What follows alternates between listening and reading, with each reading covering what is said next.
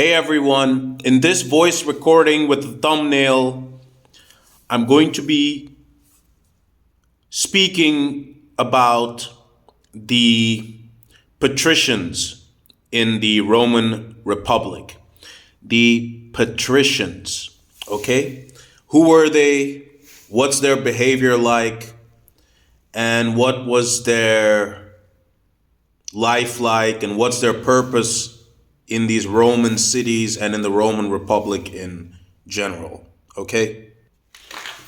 Now, these patricians, by the way, patricians were both male and female. It wasn't an all male thing or an all female thing. There existed both female patricians and also male patricians, okay? And to avoid any confusion or any deception, I have to say that I'm only speaking now about matters of the Roman Republic, not outside of the Roman Republic. So when I speak about a topic like this, I'm only referring to Rome and the Roman Republic and all of its provinces and its cities and towns or villages or whatever, okay?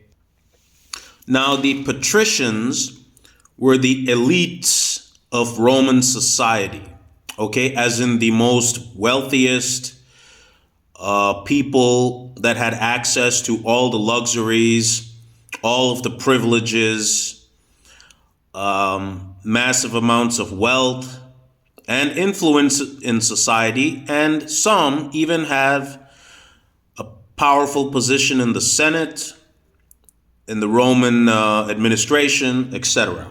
Okay? So these were the wealthy Roman elites. Okay? Each province, had its share of patricians. Okay? Now, what type of people were in this patrician group or elite group of Romans? Well, to give you an example, Roman military officers were part of this patrician group, okay? Roman naval officers, naval commanders, military commanders, okay? Consuls, tribunes, generals, etc. were part of the patrician class for sure, because Rome, remember, in the Roman Republic, there was a very strong military culture and tradition. Okay, with the military and navy having their own traditions and their own way of doing things, apart from society. So you cannot neglect that the higher your position in the military or navy in the Roman Republic, the more power you would have in the Senate, or as an advisor to Caesar, or Caesar himself sometimes, under the military dictatorship, fascist military government, okay? So Roman officers, naval commanders, were part of this patrician class for sure. Now, the high-ranking ones obviously had a better patrician lifestyle than the lower-ranking ones, but, that's a question you have to ask these patricians themselves. So that's the first thing. The other people that were part of this patrician class were the athletes, the gladiators and the chariot racers. These were also very heavily paid, well paid, and they were basically celebrities in the Roman Republic. I'm talking about professional gladiators and chariot racers, by the way, or charioteers, okay? Same thing with the military and the navy of Rome. It wasn't a conscription. It wasn't a forced draft. It was professional. It was a professional army, as in you had to volunteer only, and there's a selection process. Nobody can force you to be part of the legions or the navy. You have to go to the recruiter, and only if you're selected can you be part of the legion or as a some military academy to be a Roman officer or a naval commander, okay? It was professional. It wasn't a draft, a forced draft, or a forced conscription. Because listen, the Roman Republic was not a communist socialist society. Yes, it was a military dictator fascist kind of society with a strong military tradition, military culture. However, it was not socialist or communist, okay? So wealth could be acquired. I mean, that's basically what a patrician is, as in acquired wealth, luxury villa, patrician villa, or some kind of a mansion, kind of palace kind of housing. Now, sometimes what would be the situation was a Roman military officer or a naval commander would also, when it's peacetime and they have time on their hands, they would also get into professional gladiator fights or professional chariot races and acquire even more wealth. Okay, treasures. Okay, talents of silver, talents of gold, denarii, whatever. Okay, so many times, sometimes, it was pretty common, for a Roman military officer or a naval commander to also be taking part in professional gladiator fights in the arena or to be a professional chariot racer. So yeah, in this sense, then these were considered the most elite of the patricians because they were also having a high post in the Roman military and navy. And also they had made wealth through chariot racing and gladiator fights. So these were considered the most elite of the Roman patrician class. I don't know exactly whether to call it a class or a group, but whatever. You might as well just ask all these questions to the patricians themselves or to Caesar.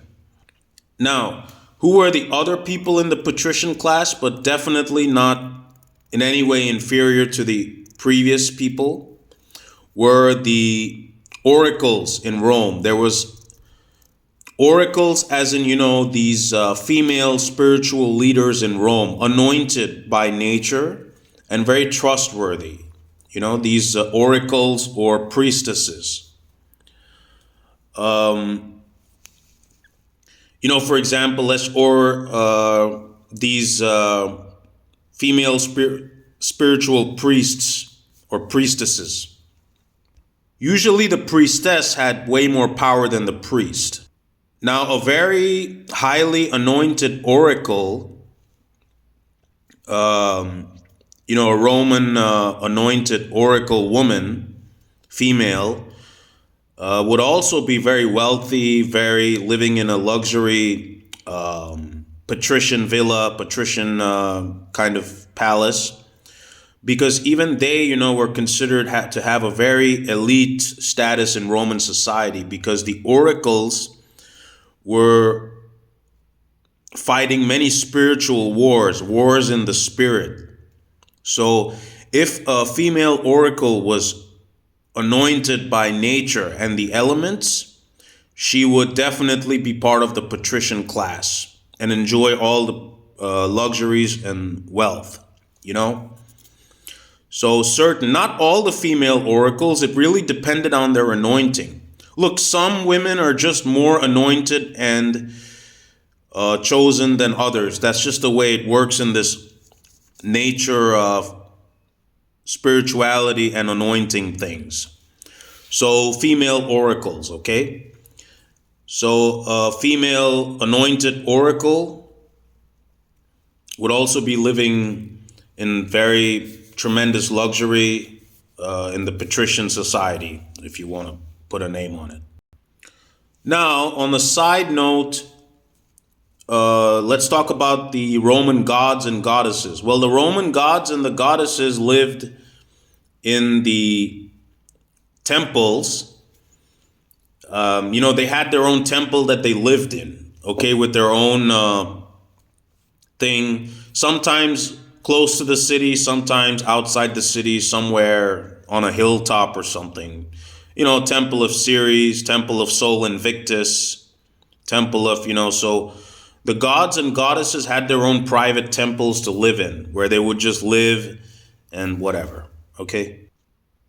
Now, more about the patricians. Now, another type of people in the patrician class were the tradesmen. There were some Roman tradesmen that, they used to do trade in some luxury goods and services. Let's say they would trade in these expensive olive oils, the finest olive oils, the finest wines, all these luxury items. So they would, due to trading in these things, they would get enormously wealthy.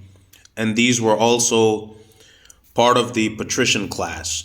However, a tradesman in Rome need not only make his wealth from olive oil and wine. It could also be done in simpler goods like grain, maybe stuff like that. However, the most elite tradesmen in Rome, they used to trade in these luxury goods like furniture, from very expensive woods, expensive wines, olive oils, maybe incense, that would be used in the oracles, temples, or the temples of the gods and the goddesses, like frankincense, myrrh. The frankincense and myrrh, depended on the quality. So all these type of things, would be traded by these Roman, these type of Roman patricians. So this is just to give you an idea on who this patrician class would be consisted of, okay? Now, another thing. Look, in Rome, the power was more with the military officers and naval officers. And alongside of them, the best chariot racers and the best gladiators. Okay? And Caesar, of course, for sure. However, let me just tell you another thing. Rome, despite not being a socialist, communist republic, doesn't mean that just because you have the most money, you have the most power. It doesn't work that way. Let me explain to you. Let's just say there is a patrician, Roman patrician. Doesn't matter, male or female. Let's just say they just made their wealth by trading in goods and all this kind of stuff, okay? Importing, exporting goods. But they have no position in the military, navy. They've never done chariot races. They've never done gladiator fights, nothing. They just have a lot of wealth and they just have a luxury lifestyle. Yes, you could live like that in Rome because, look, these type of patricians were tolerated by Caesar to an extent because of the tax they used to pay. These tradesmen used to pay very high taxes to the tax collector, the forums in Rome, where the money was used for the upkeep of the city. So this is why these people were tolerated by Caesar to an extent, these type of patricians. But let me just give you an example on this whole power thing. Let's just say this type of tradesman, he or she is only a tradesman. They're a patrician tradesman. And there's just a Roman centurion in that same city. That Roman centurion, even though he's not as wealthy as this patrician, would have more power than this patrician. So in Rome, the money can't save you. Yes, you can live a luxury lifestyle. You can live in the villa. You can have your own private bathhouse in your patrician villa. You can have expensive exotic pets in your own private garden. You can even have maybe your private farmhouse, your own private shepherd to raise animals, chickens, goats, cattle, trading in luxury goods, living a very lavish lifestyle. However, the money, no matter how much money you have, the money doesn't dictate the power in that province or in the Roman Republic. Like I said, if there's only a centurion, or let's say even a legion, a professional Roman legion, in that province, that legion would have more power than this rich patrician. Just to give you an idea that it's not the money that decides the power in Rome. Okay? However, wealth isn't seen as a bad thing either. It's just that wealth cannot buy you power or any influence in Rome. Because like I said, Rome has a very powerful, strong military culture, army and navy, and also this gladiator chariot racing stuff. So that's all I have in this voice recording. Check out some links in the description box below if you're interested. And I'll see everyone later.